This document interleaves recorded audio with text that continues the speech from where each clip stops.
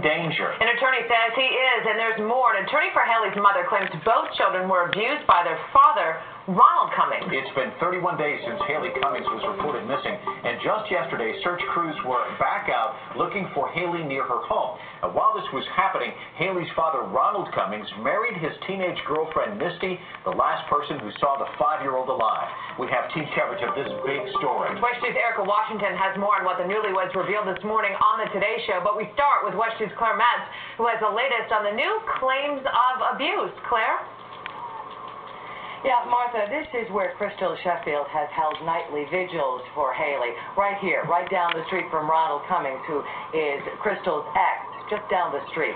Now, Sheffield has been the visiting parent, as many of you well know, while Ronald Cummings has had primary custody of both Haleigh and her younger brother. An attorney, newly working now with Crystal Sheffield, says she has gotten all kinds of information. People have been coming out of the woodwork with information, she says, and she says some of it is disturbing. And I've never seen the level of grief that I've seen in Crystal Sheffield. Kim Pacazio goes every day just to survive. The attorney says she is working pro bono for Crystal Sheffield as an advocate, a spokesperson, an advisor for the mother of a 5-year-old girl who disappeared from her father's home in Satsuma over a month ago now. But attorney Pacazio says her role has expanded since she became involved. I've been getting millions of phone calls from people in the community and people in the county that have information that they want to share about the disappearance of Haleigh, or about something they've heard or something they've seen. Pacazio is turning everything she learns over to authorities. She says she was not brought in to fight Haleigh's dad, Ronald Cummings, for custody of Haleigh's younger brother, Ronald Jr.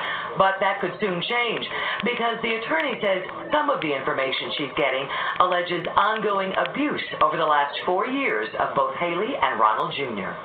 This is credible evidence of physical abuse of the children in the household, in the Ronald Cummings household.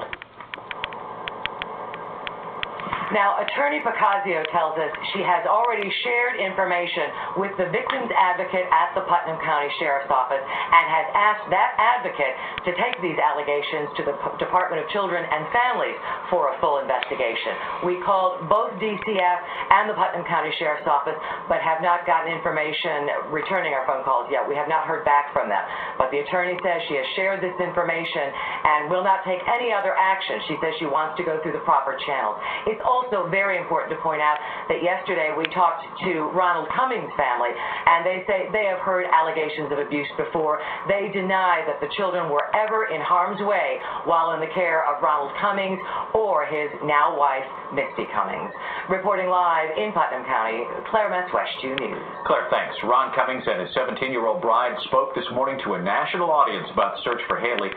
This morning on the Today Show, Meredith Vieira asked Misty about a recent interview with investigators where she stormed out.